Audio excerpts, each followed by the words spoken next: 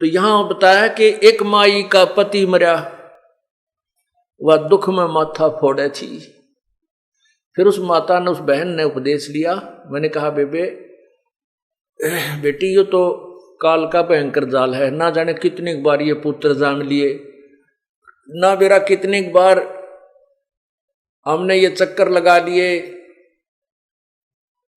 और एक बात और विशेष समझ लेना कि परमात्मा की तेरे ऊपर एक विशेष कृपा हुई है। देखो पुत्र चलो जीवित भी रह जाता तो तय इस काल के जाल तो नहीं निकल सकती थी। वो तो जो होना था हो लिया, काल का जो विधान था उसने अपना पूरा कर दिया।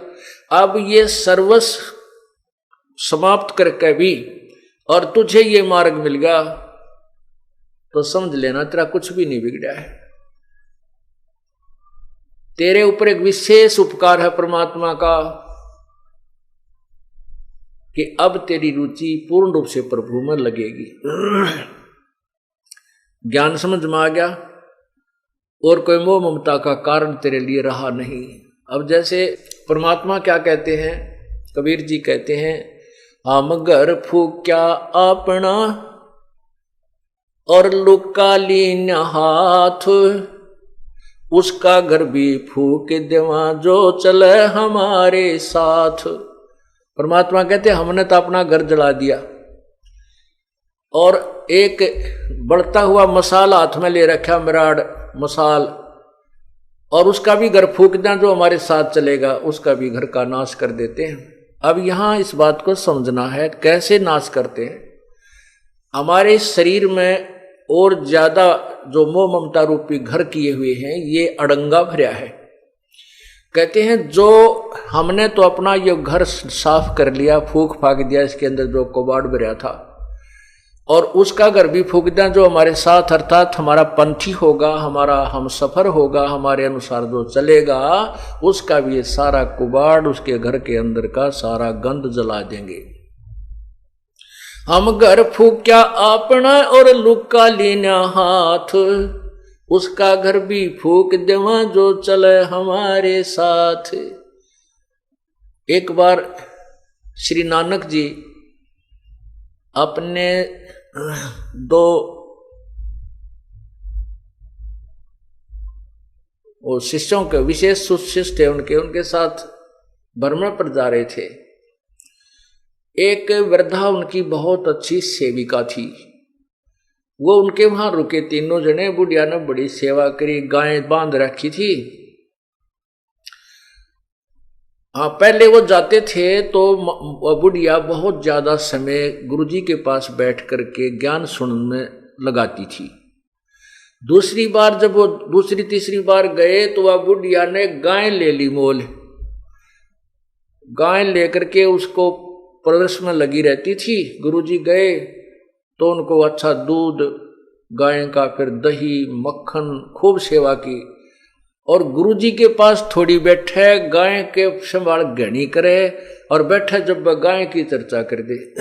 गुरुजी गाय बहुत अच्छी है, इतना दूध देती है, ये तो 2 महीने पहले भी, 1 महीना पहले दूध देना बंद करती है, फिर तुरंत ब्याह जाती है। अब फिर क्या कहती है परमात्मा, जब गुरुजी चलने लगे, सुबह नो बोले भगवान करे बुढ़िया तेरी गांव मरियो। ओ ले भाई, ये गांव मरियो, ये आशीर्वाद दे दिया कि परमात्मा रब करे तेरी गांव मरियो। अब बुढ़िया भी गुरुजी के मुंह का ना देखे, भाई यू के कया, गुरुजी ने अच्छी सेवा करी, दूध पियाया, घी खवाया, गाय कर, ये मरियो। तो आगे चल के वो दोनों शिष्य पूछने लगे, गुरुदेव आपने उस बुढ़िया का दिल तोड़ दिया, वो तो बड़ी खुश हो रही थी गाय को पाल करके, और आपने दुर्शीष दे दी कि उसकी गाय मरे और वो तो बहुत दुखी हो जाएगी। तो गुरुजी बोले भाई फिर बताऊंगा इस प्रश्न का उत्तर, अभी मैं कुछ नहीं दे सकता। अब वह तीसरे दिन गाय मर गई, बीमार होकर गाय मर गई। बुढ़िया 2-4 दिन तक दुख पाई, फिर वह फुर्सतसी होगी। तो पहले तो वो नित्यनेम सुबह का जो गुटका भी ना कर पावा थी, है उस गाय मुर्जी पुलझ रह जाती दिन मरण के रह रहे थोड़े कति बुढ़ा पावर या कोडी कोडी चालर गां के चिपटी रही थी भजन ना करे थी। तो फिर वह बुढ़िया ने वो भजन का समय खूब मिल गया, अपना अच्छा भजन करे सुबह शाम दोपहर दिन में भी उलगी सी होगी। फिर गुरुजी आए 2-1 महीना के बाद। अब उन चेलों को ये हो रही बुढ़िया जाते बोगरा मारेगी भारत, तू खड़ा आगे मेरी गांव मरगी आशीर्वाद दुर्शाशीष दे के गए थे। तो जाते ही बुढ़िया ने बड़ी सेवा करी, खाट बिछाई बैठाए गुरुदेव को।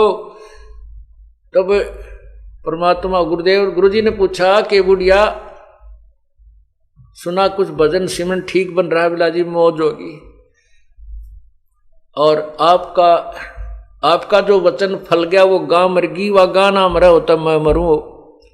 अर्थात मैं अधूरी जाति मेरी भक्ति नहीं बनती प्रभु व गां की मृत्यु होने से, और मुझे भजन का समय मिल गया, आपने मेरे ऊपर बड़ा रहम किया।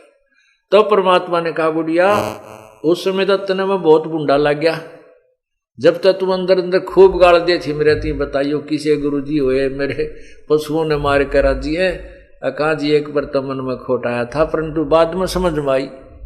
तब परमात्मा उस गुरुदेव ने बताया श्री नानक जी ने कि बुढ़िया ये काल का जाल है, ईब तेरा कौन सा पहलवान बनने का समय है, अपने 2 रोटी खा लो की सूखी भजन करे, बताई दूध मत के काटेगी के दही न फूकेगी, टाइम तेरा थोड़ा सा रह रहा है, भक्ति तू कर नहीं रही थी, सारा दिन गां की चर्चा चल रही थी, इससे के चक्कर में रह थी, मैं भी तेरे पास डटा तो तूने सारा दिन में तो जो है ना 10% मेरी बात सुनी, 90% तू अपने झंझट में फंस रही थी।